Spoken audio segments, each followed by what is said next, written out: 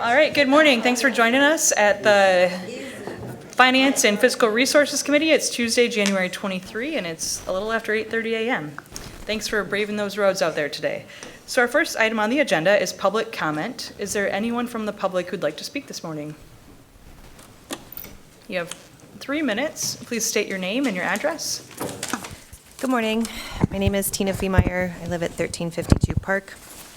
I know the zoo is not on your agenda today. However, I have surgery scheduled on Thursday, so I won't be able to attend. So I'm hoping to at least share my input with at least half of the board today. In your agenda packet for Thursday, it states that the vote last time was tabled to allow more engagement, yet the zoo has continued to not engage. The county has, but not the zoo. They've been quiet as always. And in fact, as of yesterday afternoon, I'm pretty sure they hadn't had final drawings for the full board to review, which is in 2 days for the vote, which I think is important to note and call out. We saw a sneak peek / rough draft version last week of this newly proposed amendment. It's a version very similar, yet somehow kind of worse than the original 2023 amendment. In our opinion, it's not the answer to the problem. The Save John Ball team was asked to influence the newest version, and we met with the county admins, thank you, to share what we've heard through our outreach. We shared that the loss of any green space is widely opposed, so things like a road through the park, 3 separate parking lots, service roads into the hillside, et cetera, are all opposed. The zoo took this feedback and removed things like sports courts, walking paths, that sort of thing, but not parking lots. It's not really what we would have had in mind when we asked for a reduction of paved over areas. The community is now left with an even crummier version of the 2023 plan, and in our opinion, certainly a worse version of the 2015 plan. The 2015 plan still leaves us with a park on both valley and the west-facing sides. It's just a smaller version than what exists today. It also doesn't insert a 2-lane road through the middle of the park. Hopefully the zoo will pave the least amount possible this year, knowing that we all hate it, while they work with the county and the neighborhood to find a better solution for 2025. If you vote yes on the 2023 amendment, you're forever changing the dynamic of our neighborhood. No longer will we be surrounded by a regional zoo tucked into a wooded hillside with a historic park.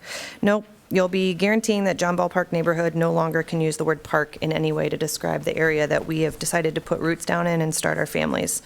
Our survey of neighborhood voices shows 90% opposition to paving in both lots B and C, the entire back west-facing lawn. We've shared these survey results. We've shared the open comments. We've shared literally every solution under the sun that we can think of that is not paving the entire park. And somehow this new version still includes all of that pavement. So we're just hoping that on Thursday you show up and vote not to approve 2023. We want to hopefully say that saving a park for future generations is more important than big business money and those sorts of things. So the county admins have helped to facilitate the creation of a community benefits agreement and a liaison group. We will continue to work with them on that. And in closing, we ask that you vote no on 2023, or at least continue to table it and allow for 2025 to be a better version that supports the community. Thank you. Thank you. Is there anyone else who'd like to speak during public comment? All right, seeing none, our next item on the agenda is the consent agenda, which includes the approval of the minutes from actually December 19, 2023, not December 12, and also the auditing of checks and purchase order activity. Is there a motion to approve the consent agenda? Moved by Commissioner McLeod. Is there support? Whoa, there's a lot of support. Support by Commissioner Oliver King. All right, any questions or comments on this item? All right, seeing none, all those in favor, please say yes. Yes. All those opposed, please say no. Motion passes. Next item comes from Human Resources, and it's the labor agreement from the Police Officers Labor Council. Action requested. Recommend to the Board of Commissioners to approve a 4-year labor agreement for the period of January 1, 2024 through December 31, 2027 between the County of Kent, the Office of the Sheriff, and the Police Officers Labor Council, which is the POLC, and to authorize the board chair or designee to sign the agreement. Summary. Approval is requested for a 4-year labor agreement with the POLC, which represents 27 captains and lieutenants. Major changes are summarized below. Wages will increase 4% in 2024, 3% in 2025, and 2% in 2026. A wage reopener will apply for 2027. A high deductible health plan will be added with 15% employee premium contribution and associated employer wellness incentive program. Add $100 copay for specialty medications and lower RX out-of-pocket maximum.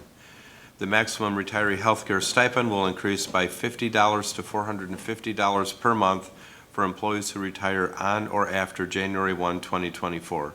80 hours of paid parental leave will be added. Maximum supplemental life insurance coverage will increase from $150,000 to $450,000. The increase to salary, excluding 2027, and benefit cost over the term of the agreement is $736,116. Thank you. Is there a motion? Moved by Commissioner, was it Commissioner Antor? Support. Or was it Commissioner Hildenbrand? Commissioner Hildenbrand, and support by Commissioner Green. Questions or comments regarding this item? All right, seeing none. All those in favor, please say yes. Yes. All those opposed, please say no. Motion passes. Next item on the agenda comes from Human Resources again, and it's the labor agreement for the Kent County Deputy Sheriff's Association. Action requested. Recommend to the Board of Commissioners to approve a 5-year labor agreement for the period of January 1, 2024 through December 31, 2028 between the County of Kent, the Office of the Sheriff, and the Kent County Deputy Sheriff's Association, the KCDSA, and authorize the board chair or designee to sign the agreement. Summary. Approval is requested for a 5-year labor agreement with the KCDSA, which represents 295 corrections and crime scene unit investigation staff. Major changes are summarized below. Wages will increase 4% in 2024, 3% in 2025, and 2% in 2026. A wage reopener will apply for 2027 and 2028. A single pay scale will apply for corrections officers. Employees reach the top of the pay scale after 10.5 years. A high deductible health plan will be added with 15% employee premium contribution and associated employer wellness incentive program. Add $100 copay for specialty medications and lower RX out-of-pocket maximum. The maximum retiree health care stipend will increase by $50 to $450 per month for employees who retire on or after January 1, 2024. The effective date of a separate retiree health care rating pool will be postponed to January 1, 2025. Vacation, PTO, other time off banks, and disability benefits will be adjusted to enhance employee security, flexibility, and work-life balance. 80 hours of paid parental leave will be added.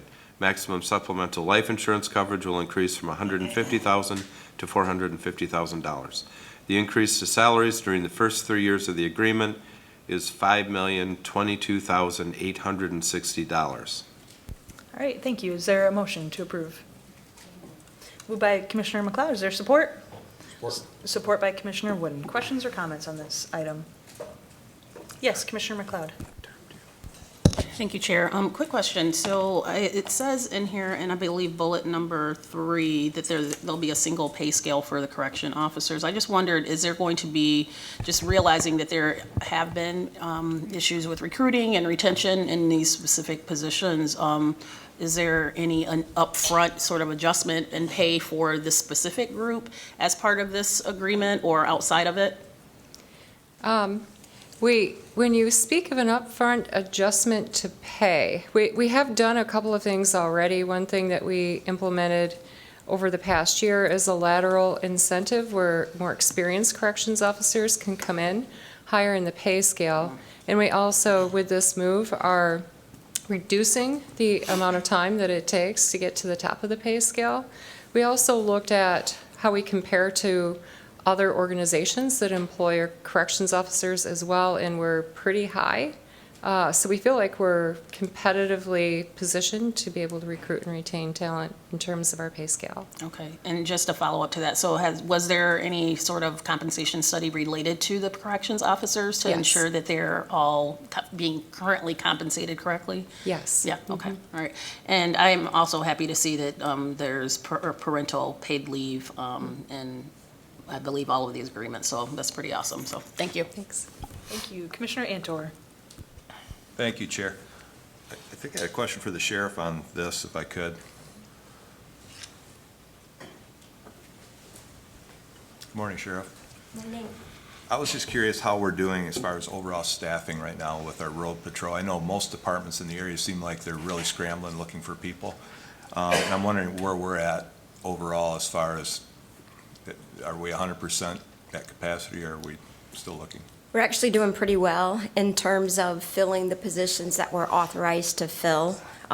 So we just hired 2 groups, one in corrections, one in law enforcement. So between the 2, we have something like 25 people who started in January. Just a reminder, it takes about 6 months for somebody from start until the time they can actively fill a role on one of our rosters. It's just a heavy training lift. But with that being said, we are pushing towards a May date for the additional 20 officers. I think we will probably be able to successfully hire, and this is now corrections, we'll probably be able to successfully hire, but we're also in a very heavy retirement cycle right now. So about 15 people can retire in corrections this year. We do still have members of the staff who are coming in, try it for a little bit and decide corrections isn't the industry for me. Yeah. Law enforcement, we're seeing a stabilization, but again, I have additional needs in law enforcement. So we're trying to keep up with 2 things all at the same time. Is there But in any, general, we're recruiting well. that's good, because a lot of them are hurting. Is there any talk maybe in the future? I know like the local police academies are really hurting too. They can't find people. Therefore, you got a pretty shallow pool to pick from. Do you still allow transfers, like lateral transfers from corrections over to road patrol? And what does that training look like to get from corrections to road patrol? So yes, we've done a number of things. Go back 3 years, we significantly increased the number of cadets we were bringing into the department. So a cadet is somebody who's probably going to college to be in criminal justice, but doesn't yet have the skill set to be in the industry. So we bring them on as a cadet, usually at 18, 19, and begin to help their training while they're going to school. We have sponsored a number of those individuals to go to a law enforcement academy, and that's worked out quite well for us. We've also made it much easier for corrections officers to gain dual certification, sponsoring them through the police academies and then bringing some of them onto the law enforcement staff. You got to be careful how we do that, right? Because I got problems recruiting in both, but I think it's important that everybody knows they have an opportunity to do what they want to do in the industry. So that's worked out really well. The police academies are actually all full. They are. The problem is the overall capacity of our police academies are being, they don't have the capacity to get to the number of industry individuals necessary. So there's going to be a gap for some time. It's a math problem. It's not that they can just add another academy sequence because that's controlled by the state. It's quite measured and balanced throughout the state. So it will be an issue for a substantial number of years, probably 4 or 5 years at least, and that's provided that people do want to go into the industry. But everybody, generally speaking, who's graduating from the academies right now are sponsored or already hired by departments by the time they graduate, if they should be. There Right. are a few that aren't. I guess lastly, do you ever foresee a time in the future when you guys will maybe branch out and have your own academy? No. That'll never happen. No, that's, I think it's very dangerous for an agency to do all their own training and to keep everything in-house, because you tend not to understand outside forces, changes in the industry. Sometimes, what's the old saying, if you're 2 counties away, you're an expert, then, you really just need to make sure you're getting another set of eyes. And I would not be in favor of a system that didn't invite other eyes into the process. Okay, well, I appreciate your comments this morning. Yes. All right, thank you. Thank you. Any other questions or comments? All right, seeing none, all those in favor, please say yes. Yes. All those opposed, please say no. Motion passes. Next item comes from Human Resources, another labor agreement, and this one is for the United Auto Workers. Action requested. Recommend to the Board of Commissioners to approve a 5-year labor agreement for the period of January 1, 2024 through December 31, 2028 between the County of Kent and the United Auto Workers, and to authorize the board chair or designee to sign the agreement. Summary. Approval is requested for a 5-year labor agreement with the UAW, which represents 441 Kent County employees. Major changes are summarized as follows. Wages will increase 4% in 2024, 3% in 2025, and 2% in 2026. A wage reopener will apply for 2027 and 2028. Market adjustments will result in increased pay for employees in 27 different classifications. A high deductible health plan will be added with 15% employee premium contribution and associated employee wellness incentive program. Add $100 copay for specialty medications and lower RX out-of-pocket maximum. The maximum retiree health care stipend will increase by $50 to $450 per month for employees who retire on or after January 1, 2024. The effective date of a separate retiree health care rating pool will be postponed to January 1, 2025. Vacation, PTO, other time off banks, and disability benefits will be adjusted to enhance employee security, flexibility, and work-life balance. 80 hours of paid parental leave will be added. Maximum supplemental life insurance coverage will increase from $150,000 to $450,000.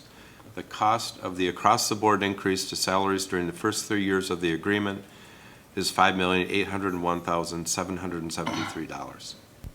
All right, thanks, Al. Are there any questions, or is there a motion for this item? So moved. Moved by Commissioner Wooden, is there support? Support by Commissioner McLeod. Any questions or comments on this labor agreement? Yes, Commissioner McLeod. Thank you, Chair. A quick question. So I think what I was asking about in the first labor agreement was potential for market adjustments, and I see that there's market adjustments that are included in this agreement for 27 different classifications, so that's a good thing. And so will these adjustments be,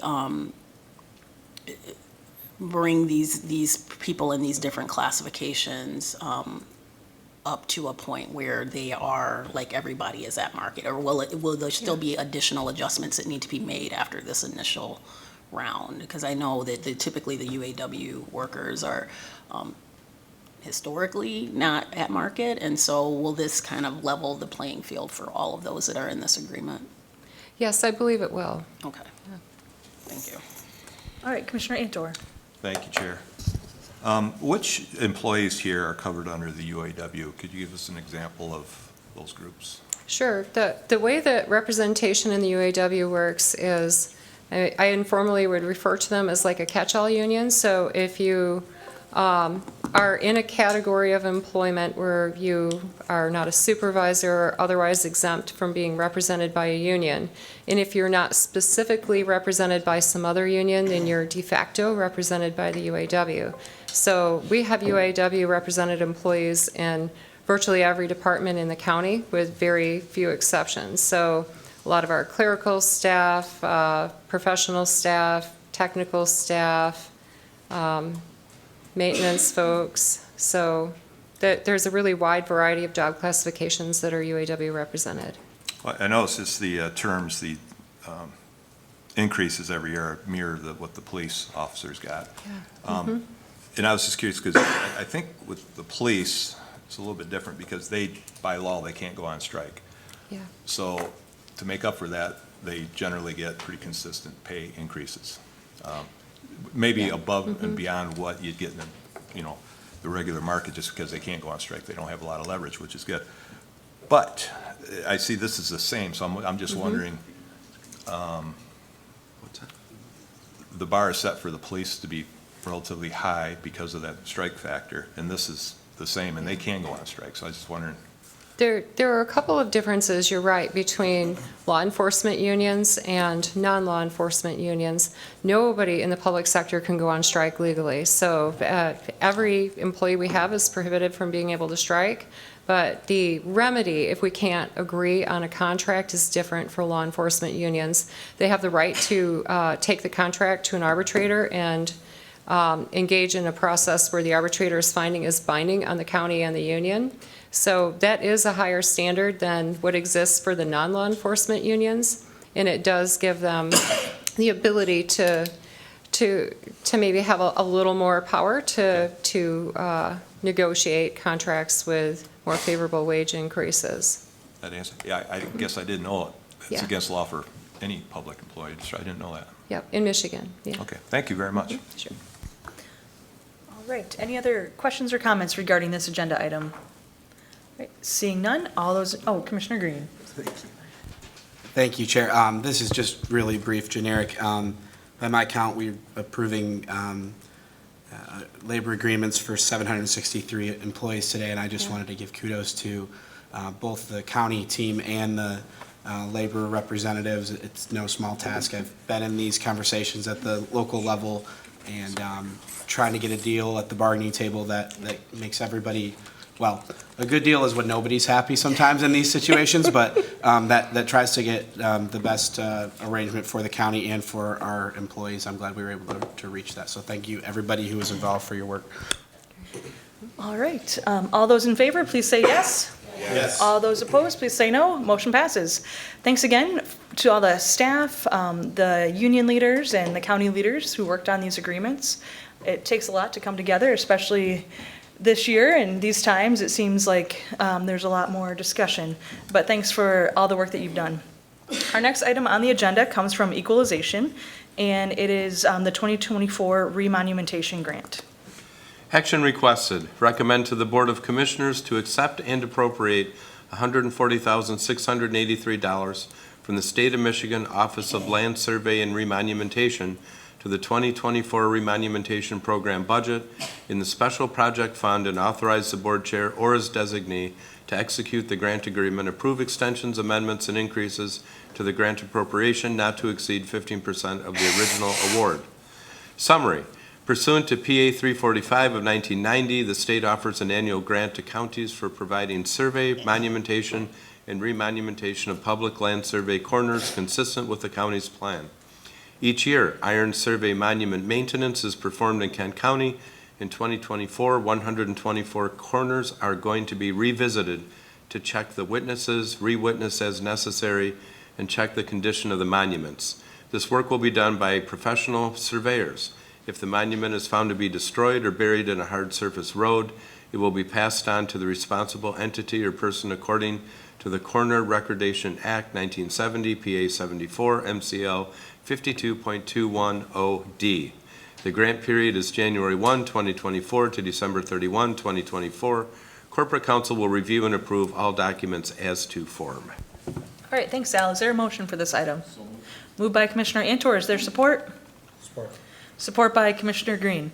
Questions or comments on the remonumentation grant? All right, seeing none. All those in favor, please say yes. Yes. All those opposed, please say no.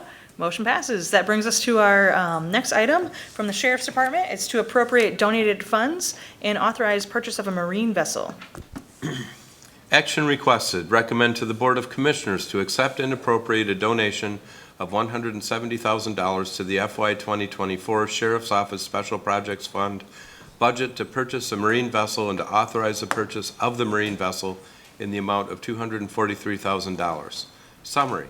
Per Resolution 1026-23-119, the Board of Commissioners approved the FY 2022 JAG grant in the amount of $73,164 to be used towards the purchase of a marine vessel, which will replace an outdated marine vessel that is no longer sufficient to meet the needs of the 15-member team. It will be used extensively in the marine program on the inland waterways. The Sheriff's Office provides the only waterway law enforcement in the county. The vessel will be used to assist with reports of drownings, as recovery of drowned victims is a constitutional requirement of the Sheriff's Office. As the cost of the marine vessel exceeded the grant amount, a donation was solicited and received in the amount of $170,000 to cover the remaining balance of the purchase price. The donor has requested anonymity. Specifications were developed and quotes were received from vendors, and a vendor participating in the federal GSA pricing program, which meets county policy, was selected at a cost of $243,000. The grant funds of $73,164 and the donated funds of $170,000 for a total of $243,164 are sufficient to purchase the marine vessel. All right, thank you. Is there a motion for this item? Moved by Commissioner Hildenbrand. Is there support? Support. Support by Commissioner Sparks. Questions or comments regarding this item? Commissioner Wooden. Thank you, Chair. First, certainly appreciate someone deciding to contribute to this and can respect a desire for anonymity. I guess if anything that's anonymous, even if it's generosity, within government always makes me a little bit uneasy. So I guess my one question is, when we bring in our external auditing, is the donor's identity known internally by that process to ensure that anonymous generosity is made within the best of intentions, and we know, we have full faith that a donor's generosity is made with the best of intentions, and it's not the worst of intentions, I guess is the best way of saying that.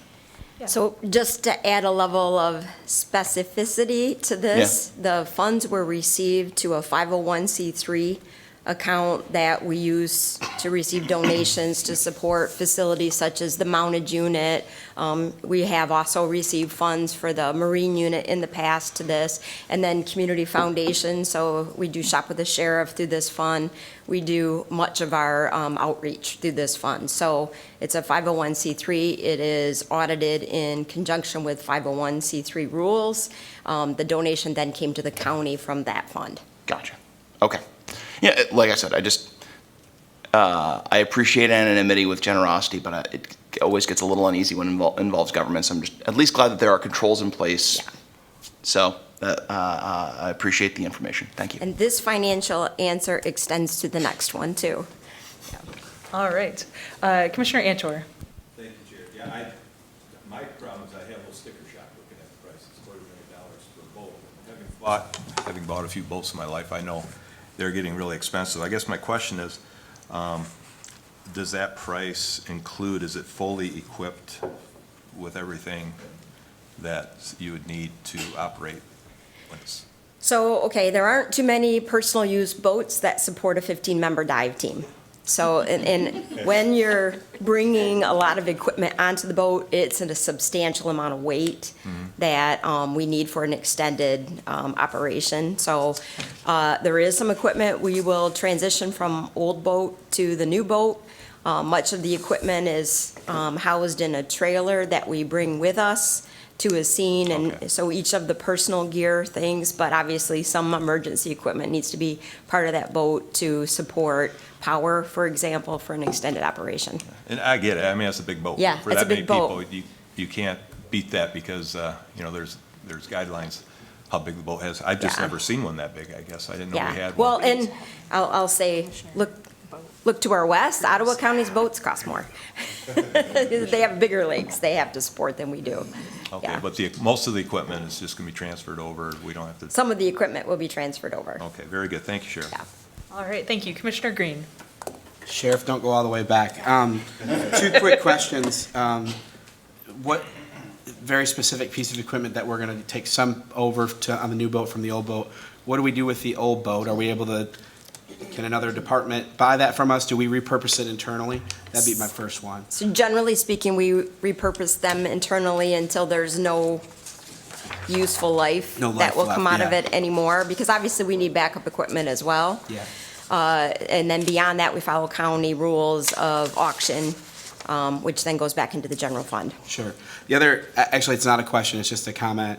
I'd love for us to have, I know we talk a lot about Sheriff's Department and all the stuff you guys do. I'd love to do another time, a discussion on, I always learn about things that, it's like, I know you guys do Marine Patrol, but some of the stuff we do to support other agencies within the county, that seems like a huge one, to be the only department that's doing enforcement on waterways or rescues. Or I know the fire in various jurisdictions do that too, but it's just one thing that I'd love to learn some more on at a later date, just because I'm fascinated by it. And obviously, it's a year-round thing, but there's a lot of recreational activity on lakes in Kent County.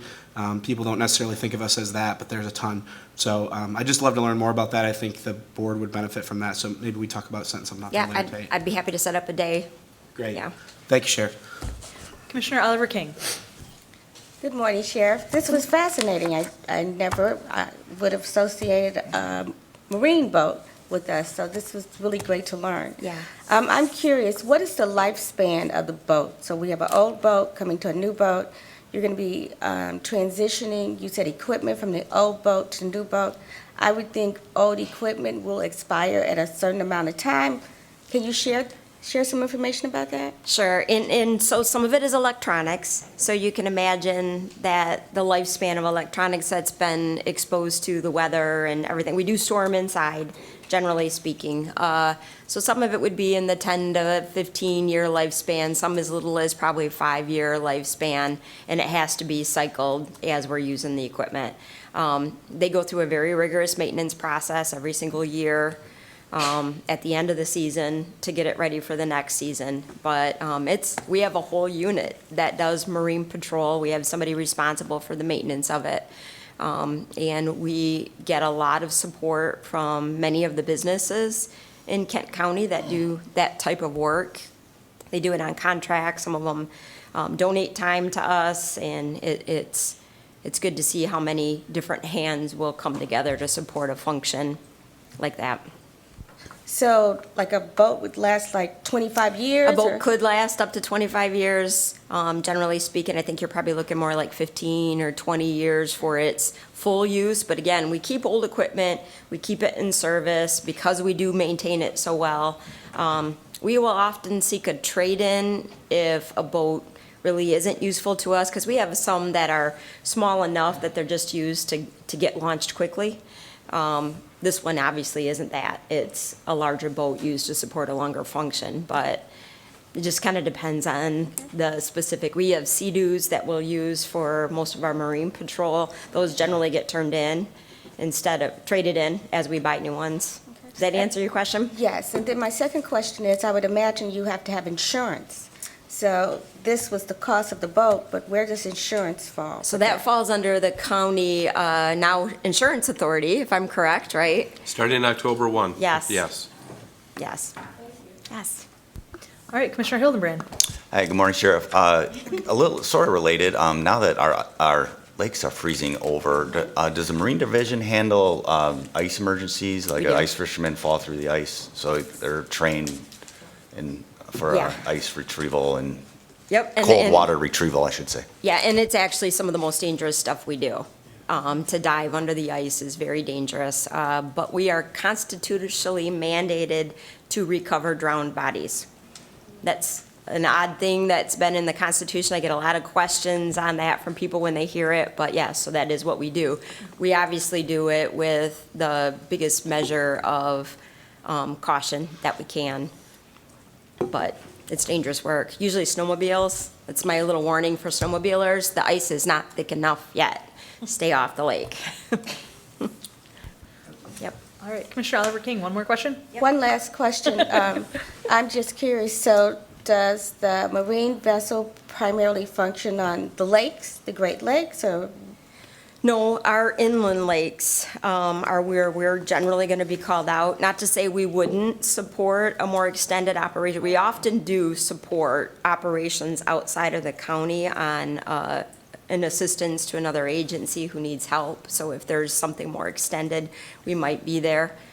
Just the same way, like I'll give you an example. We no longer have a specific snowmobile patrol here in Kent County, but Newaygo County or Allegan County or Ottawa County will come assist us with that if we have somebody on the trail that we can't get to in other ways. So we work very collaboratively with area resources to make sure that our balance is appropriate for what might need to be done. Yes. All right, any other questions for the sheriff? Seeing none, all those in favor, please say yes. Yes. All those opposed, please say no. Motion passes. Thank you very much. All right, next item on the agenda is item number 8, also from the Sheriff's Office, and it's to appropriate donated funds to support the collaborative task force focused on human trafficking. Action requested. Recommend to the Board of Commissioners to accept and appropriate a donation of $135,000 to the FY 2024 Sheriff's Office Special Projects Fund budget to support the work of the Human Trafficking Task Force. Summary. The Sheriff's Office received in FY 2022 a 3-year $750,000 grant from the U.S. Department of Justice to spearhead the law enforcement element in the fight to eliminate human trafficking. Much work has been accomplished internally over the past 2.5 years in building this team, as well as externally in developing partnerships with community members. The mission of the Human Trafficking Task Force is to identify victims of human trafficking, refer them for victim services, build trust, and clear a path for victims to participate in the prosecution of their trafficker. In the first 6 months of 2023, the Human Trafficking Task Force identified 26 victims of trafficking and has opened 31 new sex and labor trafficking cases. Human trafficking investigators have identified investigative gaps in law enforcement's response to human trafficking, of which one is the ability to identify juveniles and youth who are at high risk of human trafficking. This vulnerable population requires a proactive versus reactive approach to investigations and a dedicated investigator. A second gap identified is the ability for the Sheriff's Office to provide immediate emergency response to the needs of victims. These needs could be an overnight hotel stay to escape a dangerous situation or transportation needs such as gas card or share ride card. The Sheriff's Office has received a donation from a donor who has requested anonymity in the amount of $135,000. The intention of the funding is to be spent towards a full-time human trafficking investigator, $125,000, and provide the ancillary costs associated with emergency response to the needs of victims, $10,000. If funding is eliminated or decreased, the position will be eliminated unless continuation funding is approved pursuant to the fiscal policy on grants, contracts, and donations. All right, thanks, Sal. Is there a motion for this item? Moved by Commissioner Sparks. Is there support? Support by Commissioner Kallman. Questions or comments regarding this item? Commissioner Antor. Thank you, Chair. Just real quickly, that's probably, in my opinion, one of the most heinous crimes we have on the planet is human trafficking, especially involving little kids who are literally snapped up, stuffed in containers and shipped across the ocean in some cases. You know, it's a horrible thing. And I think society has kind of had they just kind of closed their eyes. And now we're at a point where it's gotten so bad, there's been a movie that came out about it. And it's just horrific. And I'm glad that we're involved, and I'm sure the sheriff would echo these thoughts because we're talking about little kids, the most vulnerable amongst us, that are victims. And it really is, as a dad and a granddad, I can't even imagine the pain this would cause parents to have that happen. So I'm all for anything we can ever do in the future to not only help fund, but make people aware this is happening everywhere. It's happening right here in Grand Rapids, you know. You just don't hear about it much, so thank you. Thank you. Commissioner McLeod. Thank you, Chair. This is really exciting to receive these dollars to support this position that will be focused on youth that are caught up in human trafficking. I just wondered, we're in I believe the third year of the $750,000 grant. So a few questions. So has this grant been fully spent out? If not, are we allowed to carry over funds to continue this work? No? We're not allowed to carry over funds, but we are on track to have it fully expended. We have had a number of initiatives that we've had to balance and I'll just do a little retraining on this grant. We received a grant for our portion of the work, and then Salvation Army received a partnership grant, $750,000. They weren't able to fulfill their portion of the grant, and that money went away. So we've redesigned where our money went to start filling in some of the gaps, because without the human services component, you really can't do much with human traffic investigation. So we've firmed up those partnerships. We've developed a lot of course of action, including training. We implemented a new screening process in the correctional facility, the only place in the country we're aware it's being done that way. That really just kind of yields some leads of people who may be at risk or know people at risk. So we've done a lot of infrastructure building and quite a bit of investigation you've heard in the last 6 months. But we are ready to ask for the additional grant that might be available through the Department of Justice. I'm praying that we get the next 3 years to work more on our investigations and to continue to build on what we've built on already. But I just want to be clear, we're patching together a human traffic system now. None of it is permanent funding. So we will be asking for permanent funding at some point. This is not a project. This is an ongoing need that's going to be needed to be done in our community. And yes, there are children, there are adults, there are many, many facets of human trafficking we haven't fully even come to realize that are happening here in West Michigan along with everywhere else. And I will ask for an invite to come up and talk about this at the Board of Commission meeting, because we do have some statistics prepared and some more formal comments on it. And I just want to highlight that this is Human Traffic Awareness Month. So timely that we're here today talking about this and also on Thursday. So we appreciate it. Yeah, thank you for providing that context. And that was one of my concerns is this, because between this item and the one coming after it, it seems like it's just kind of a patchwork of trying to, okay. So then is this $135,000? Is this just to support 1 year? Or, okay, so just a person for 1 year? One investigator, 1 year. And Okay. again, we have to really look at all of this as establishing processes and trying to learn how to best serve this need, and then understanding more about what we'll need in the future from that experience. Makes sense. Thank you. Yeah. All right, any other questions? Commissioner Coleman. Yeah, I just want to echo some of the prior comments, and while I think it's important, that sheriff's office is there to rescue an idiot snowmobiler out on the ice, like this particular work is just so important and so heinous, and people get just so horribly trapped in some of these situations. And so I just want to applaud all of those that are involved in the work. Tough work, investigating some of these horrible situations. I just want to say thanks and just lend my support to finding permanent funding for this work as well. Thank you. All right, thank you. Any other questions or comments? Seeing none, all those in favor, please say yes. Yes. All those opposed, please say no. Motion passes. Our next item on the agenda also comes from the Sheriff's Office, and it's to accept the State of Michigan grant to support the collaborative task force focused on combating human trafficking. Action requested. Recommend to the Board of Commissioners to accept grant funding for the Michigan Department of Health and Human Services to support the work of the Human Trafficking Task Force, appropriate $20,000 to the FY 2024 Sheriff's Special Project Fund budget, and to authorize the board chair or designee to execute the grant agreement, approve extensions, amendments, and increases to the grant appropriation not to exceed 15% of the total award. Summary. The Sheriff's Office received in FY 2022 a 3-year $750,000 grant from the U.S. Department of Justice to spearhead the law enforcement element in the fight to eliminate human trafficking. Much work has been accomplished internally over the past 2.5 years in building this team, as well as externally in developing partnerships with community nonprofits focused on human trafficking and domestic violence. In addition to the direct federal grant, the state of Michigan is also assisting counties with grants that are focused on providing advocacy to human trafficking survivors.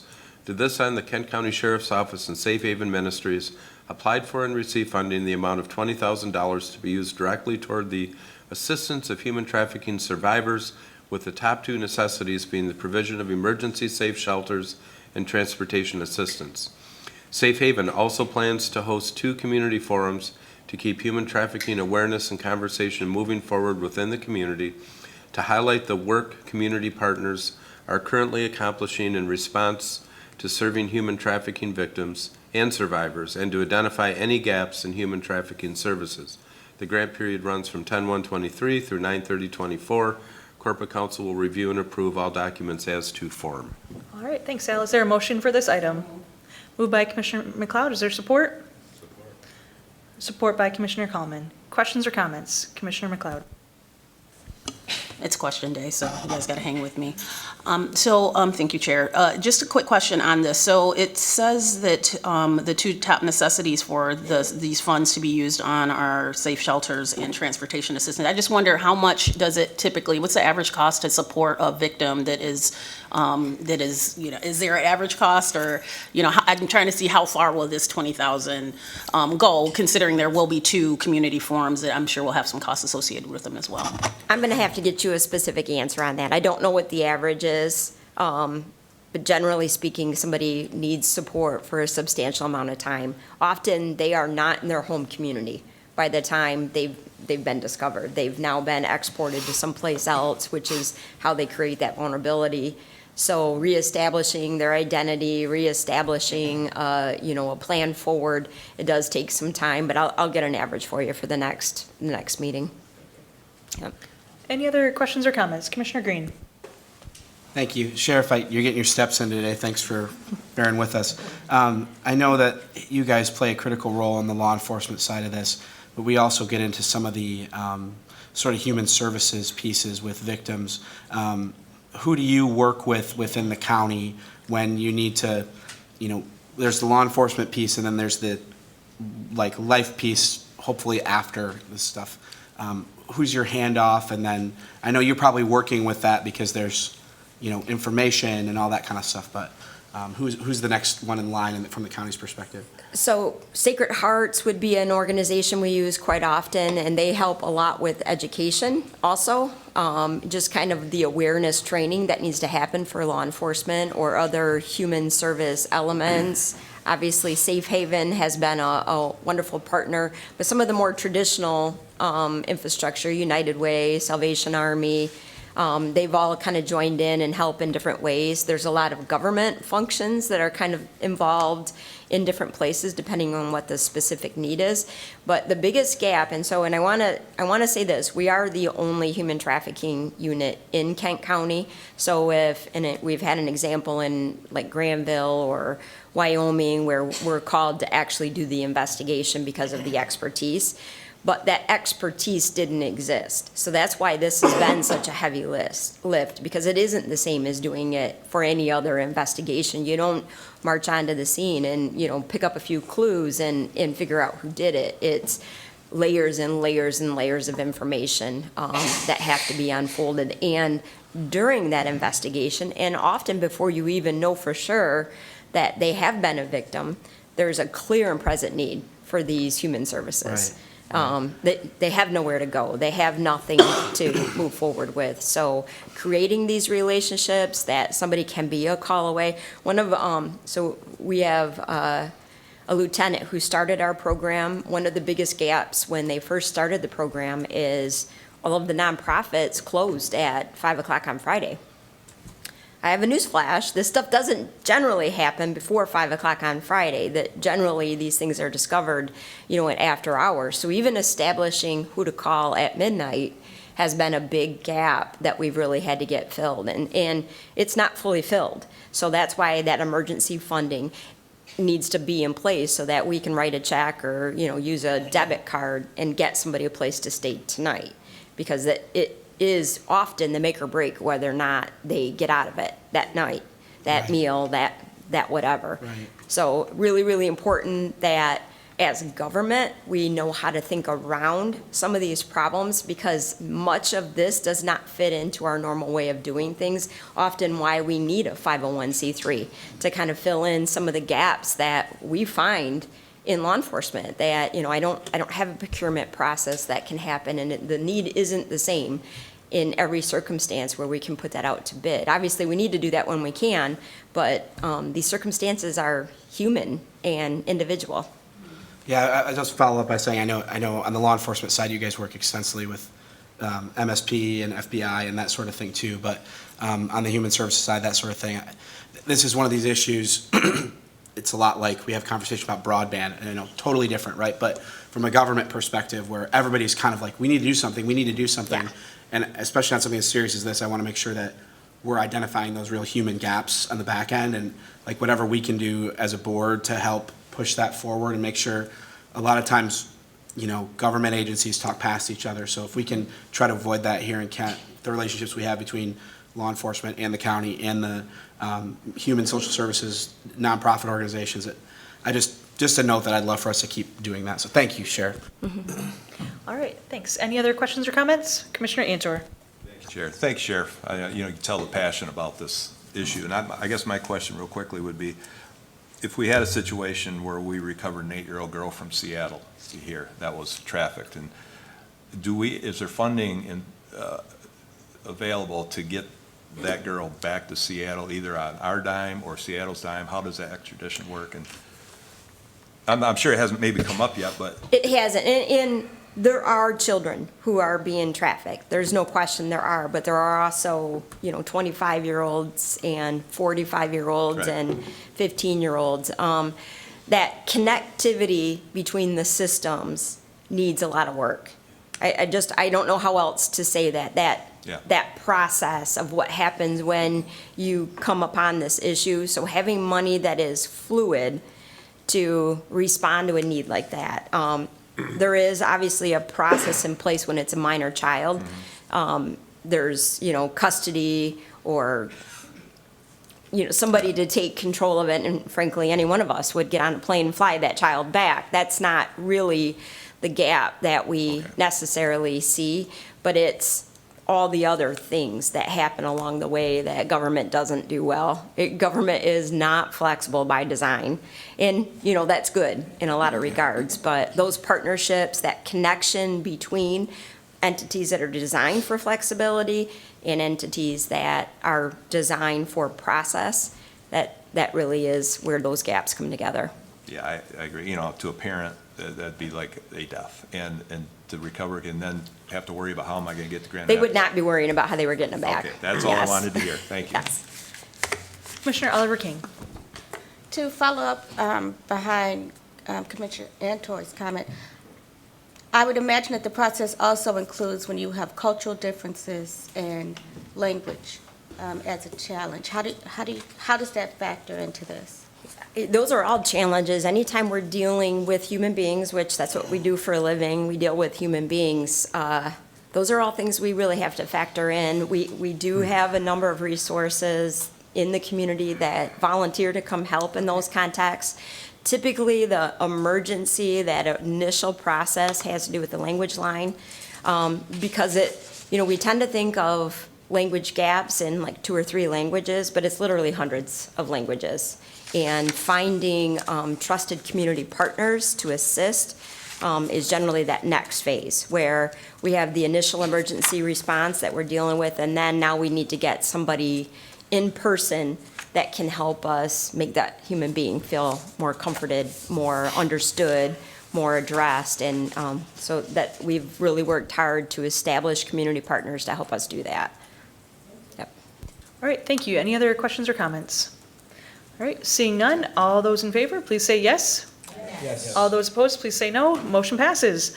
All right, we have one more item from the Sheriff's Office here on our agenda, and it is the fiscal year 2024 Kent County Impaired Driving, Seatbelt, and Speed Overtime Traffic Enforcement Grant. Action requested, recommend to the Board of Commissioners to accept a Kent County Traffic Enforcement Grant from the Michigan State Police Office of Highway Safety Planning, appropriate $28,186 to the FY 2024 Sheriff's Special Project Fund budget, and to authorize the board chair or designee to execute the grant agreement, approve extensions, amendments, and increases to the grant appropriation not to exceed 15% of the original award. Summary. The Michigan State Police Office of Highway Safety Planning has approved $28,186 in federal funds for the Highway Safety Project Kent County Traffic Enforcement Grant to reduce fatal and serious injury from increased impaired driving enforcement and, to a lesser extent, seatbelt and speed enforcement. Funding is contingent upon the availability of U.S. Department of Transportation highway safety funds. The grant funds will be used to fund overtime and benefits for road patrol officers. The grant period is October 1, 2023 to September 30, 2024.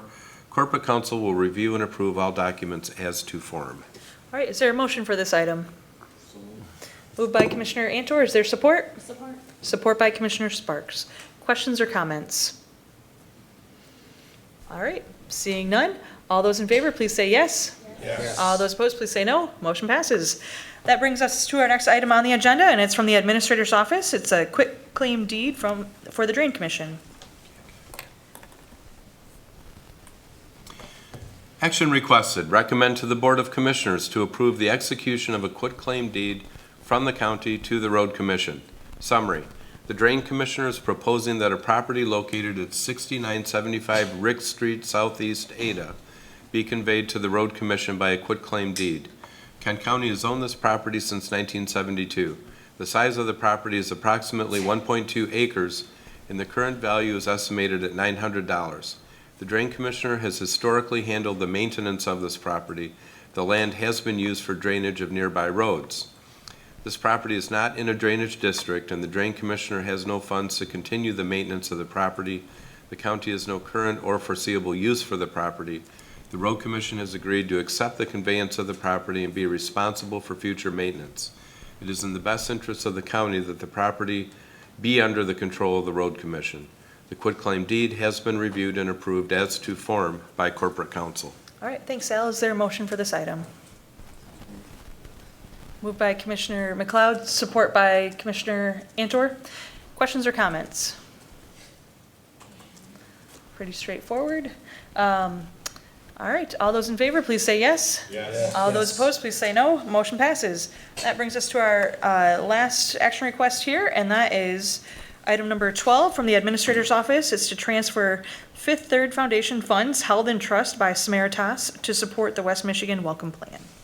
Action requested. Recommend to the Board of Commissioners to accept and appropriate $50,000 in sponsorship funds from Samaritas to the 2024 West Michigan Welcome Plan budget in the Special Projects Fund, and authorize the Board Chair or designee to approve extensions, amendments, and increases to the grant appropriation not to exceed 15% of the original award. Summary.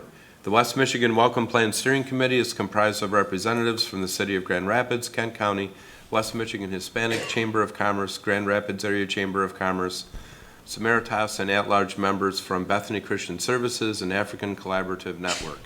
The Welcome Plan Steering Committee guides the Welcome Plan Coordinator and the West Michigan Welcome Plan Collaborative in the implementation of the Welcome Plan. The vision of the West Michigan Welcome Plan is to create a welcoming and inclusive community for new Americans and implement a series of community goals and recommendations in 5 priority areas: improve educational outcomes, maximize economic potential, engage communities, provide access to services, and ensure safe and connected communities. The Welcome Plan Collaborative is receiving a $50,000 contribution through a Fifth Third Foundation grant that was awarded and is held in trust by Samaritas. The funds will be transferred to Kent County to support the Welcome Plan goals and priorities, including community information sessions, interpreter and translation services, community outreach events, and activities. If funding is eliminated or decreased, the grant-supported items will be eliminated unless continuation funding is approved pursuant to the fiscal policy on grants, contracts, and donations. All right, thanks, Al. Is there a motion for this item? Motion. Moved by Commissioner Sparks. Is there support? Support by Commissioner Oliver King. Questions or comments on this item? All right, seeing none, all those in favor, please say yes. Yes. All those opposed, please say no. Motion passes. That brings us to miscellaneous. Is there any Commissioner miscellaneous? Commissioner Kallman. Thank you, Chair. I just wanted to mention a couple things briefly. I feel, one of my jobs as a county commissioner is to make sure we are being a transparent and open government and, an efficient one as well. So about this time last year, I did a little test of our email, and then in December submitted a Freedom of Information Act, where I sent an email to myself with some detailed information in it, then attempted to totally delete it, get rid of it entirely from my laptop just to test our preservation of records. And happy to report that I don't know how the systems work exactly, but while it's entirely deleted from my computer, it was still successfully pulled up in the FOIA request. So good job to our Kent County IT on that, making sure that all records are retained for good transparency of government. The other thing I, just in the last couple of weeks, looked into, just as we can, even this morning, approved, these significant, increases in, salaries, wages, et cetera. What's our cost of government for the citizens of Kent County? So I took a look and compared to when I started in 2015 on this board, then I took the numbers, adjusted for inflation, and then the cost of Kent County government after adjusting for inflation is up by 5.8%. But in that same time period, our population went up 8% to 9%, somewhere in that range. So in that time period, our cost per citizen of government has actually decreased a little bit, which I think is a good testament to the efficiency and kind of good fiscal policy of Kent County. While I still, look at everyday families, and just the struggle, economically right now, high property taxes, the more and more we can do to help out people and families by being efficient, with funds, the better. But after taking a look at that, happy to report that in the last decade-ish, cost per citizen of Kent County government has actually decreased a little bit, which is a good sign. Thanks for sharing those bits of information. I think it's really interesting that you were testing the email system. I think that's something uniquely Matt Coleman, which is fantastic. But thank you for sharing both pieces. It's very informative. Any other Commissioner miscellaneous?